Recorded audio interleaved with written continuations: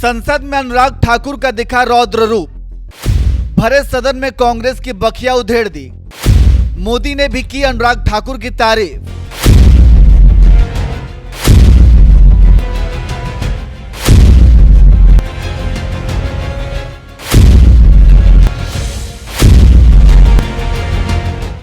देश के प्रधानमंत्री नरेंद्र मोदी ने हिमाचल प्रदेश के तेज तर्रार बीजेपी सांसद अनुराग ठाकुर को इस बार मंत्री भले ही ना बनाया हो, लेकिन वो आज भी पीएम मोदी के कितने खास हैं, ये इसी बात से समझ सकते हैं कि 30 जुलाई को जब वो भरे सदन में नए नए नेता विपक्ष बने राहुल गांधी और उनकी कांग्रेस पार्टी की बखिया उधेड़ रहे थे, उनके इस भाषण पर पीएम मोदी भी बराबर नजर बनाए हुए थे। यही वजह है कि खुद पीएम मोदी ने अनुराग ठाकुर की तारीफ में ऐसी बात बोल दी जिससे कांग्रेस अध्यक्ष मल्लिकार्जुन खड़गे बुरी तरह बौखला गए।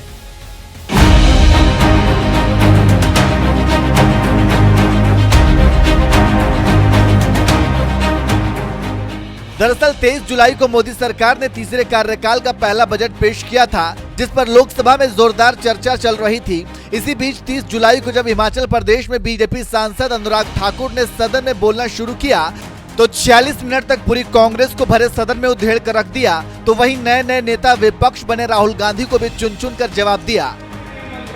और सर कुछ लोग एक्सीडेंटल हिंदू हैं और महाभारत का ज्ञान भी एक्सीडेंटल है।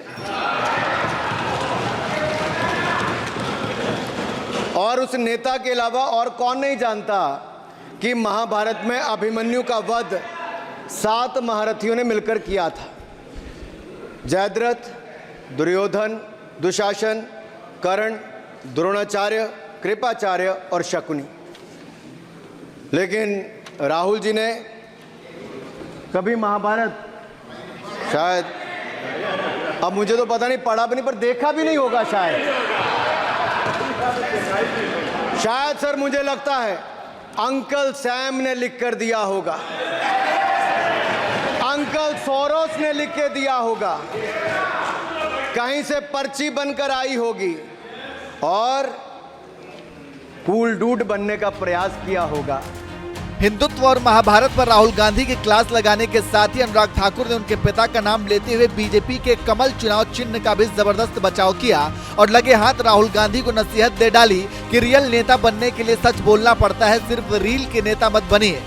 लेकिन एक नेता ने यहाँ खड़े होकर जिस तरह से पहले कटाक्ष किया कमल पर, न जाने कमल से उनको क्या विरोध है, लेकिन कमल के लिए, कमल का अगर शब्द का प्रयोग राजीव नाम के लिए भी किया जाता है, कमल के फूल को अगर राजीव कहेंगे तो वो भी है, लेकिन कहीं ना कहीं कमल को बुरा दिखाने का प्रयास किया गया।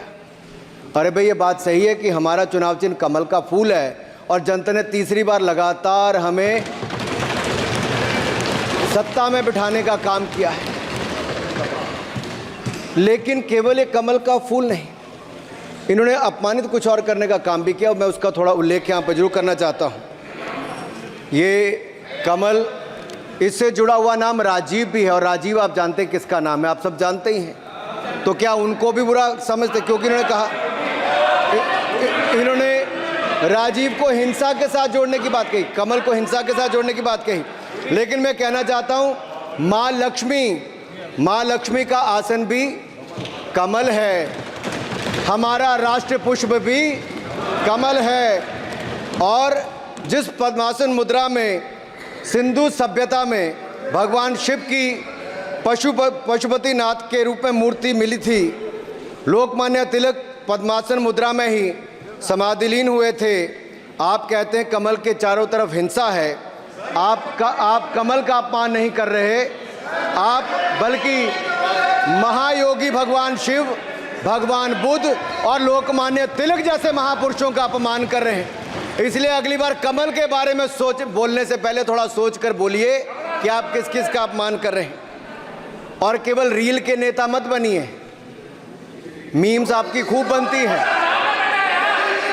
रियल नेता बनने के लिए सच बोलना पड़ता है। और हिमाचल के हमीरपुर से बीजेपी सांसद अनुराग ठाकुर ने नेता विपक्ष राहुल गांधी को बीच सदन में चुन चुन कर जिस तरह से मुंहतोड़ जवाब दिया, पीएम मोदी ने भी उनके इस जबरदस्त भाषण की खूब तारीफ की और खुद अपने एक्स अकाउंट पर उनका भाषण शेयर करते हुए अनुराग ठाकुर की तारीफ में कहा यह भाषण मेरे युवा और ऊर्जावान सहयोगी अनुराग ठाकुर के इस बयान को जरूर सुनना चाहिए।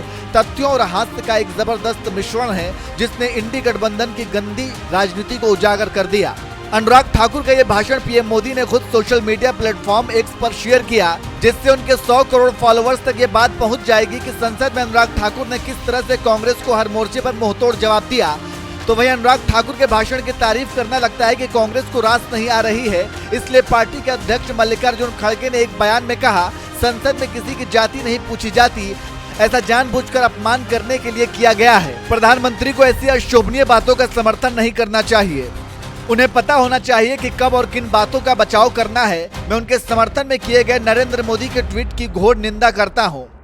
उसमें टॉन्ट मारना, ये करना, ये सख्त पार्लियामेंट में ऐसा नहीं होता। पार्लियामेंट में तो किसी की जाति पूछी नहीं जाती और वो कौन से जात के हैं वो मालूम है उनको। और ये पर्पसली किसी को इंसल्ट करने के लिए उसने कहा है, ये अच्छा नहीं है। और मैं कहूँगा कि उनमें से कितने लोग हैं, उनके बड़े बड़े लीडर इतने इंटरकास्ट मैरिजेस कर लिए, आपके पास तो लिस्ट होगा। हर बड़े लीडरों का बात कर रहा हूँ मैं, छोटे लीडरों का नहीं, मंत्रियों का। वो पहले अपना सूरत आईने में देख के दूसरों को बात करें। और ये जो हिंदुस्तान में, और जब आप बोलते हैं कि वो भी पार्लियामेंट में ऐसी चीज़ें, गंदी बात, और शायद उसको, वो तो इमैच्योर है, लेकिन प्राइम मिनिस्टर को ट्वीट करने की क्या जरूरत थी। और प्राइम मिनिस्टर का खास जो ट्वीट है उसका भी मैं कंडम करता हूँ। कम से कम उनको ये तो मालूम होना चाहिए मोदी जी को कहाँ बोलना, किसको डिफेंड करना, कौन सी बात देश के लोगों को सिखाना, वो कहना चाहिए। वो सब छोड़ के वो आग लगाने की बात ही करते हैं। कांग्रेस अध्यक्ष मल्लिकार्जुन खड़गे का यह बयान बता रहा है कि पीएम मोदी का अनुराग ठाकुर की तारीफ करना रास नहीं आ रहा है, क्योंकि ये वही अनुराग ठाकुर हैं जिन्होंने संसद में राहुल गांधी की जाति पूछते हुए तंज मारा था कि जिसको खुद की जाति का पता नहीं वो जनगणना की बात करते हैं। अनुराग ठाकुर के इसी बयान के बाद वहां बवाल मच गया, तो वहीं पीएम मोदी उनके इसी भाषण को सोशल मीडिया पर शेयर करते हुए उनकी तारीफ कर रहे हैं। इस पूरे मामले पर आपका क्या कहना है, अपनी राय हमें कमेंट करके जरूर बताएं। और साथ ही अनुराग ठाकुर ने सदन में और क्या कुछ कहा, आइए आपको सुनाते हैं। और सर, कुछ लोग एक्सीडेंटल हिंदू हैं और महाभारत का ज्ञान भी एक्सीडेंटल है। और उस नेता के अलावा और कौन नहीं जानता कि महाभारत में अभिमन्यु का वध 7 महारथियों ने मिलकर किया था।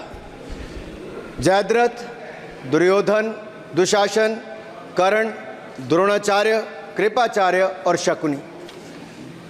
लेकिन राहुल जी ने कभी महाभारत, शायद, अब मुझे तो पता नहीं, पढ़ा भी नहीं, पर देखा भी नहीं होगा शायद सर, मुझे लगता है अंकल सैम ने लिख कर दिया होगा, अंकल सोरोस ने लिख के दिया होगा, कहीं से पर्ची बनकर आई होगी और कूल डूड बनने का प्रयास किया होगा। मैं इतना ही कहूंगा, कल जो चक्रव्यूह में फंसाने की बात कर रहे थे वो कर्ण को करना कह रहे थे, कृपाचार्य जी को कृपचाय बोल रहे थे। चलिए छोड़िए उसको। अध्यक्ष जी, कल तो ऐसा लग रहा था सदन के अंदर महाभारत पर इतना सारा ज्ञान दिया गया कि एक समय ऐसा लगा BR चोपड़ा के महाभारत के धारावाहिक का संगीत गूंजने लगा हो। और कहीं ना कहीं उन्होंने एक बार महाभारत पढ़ने के लिए फिर प्रेरित किया। मगर इस बार महाभारत पर मैंने एक नई पुस्तक पढ़ी जो उनकी पार्टी के विद्वान सांसद, जो इस सदन के सदस्य भी हैं, उन्होंने लिखी है। और उस पुस्तक का नाम है the great Indian novel. Rahul ji को अगर महाभारत और चक्रव्यूह के विषय में विस्तृत जानकारी लेनी है तो अपने उस सांसद से वो संपर्क कर सकते हैं।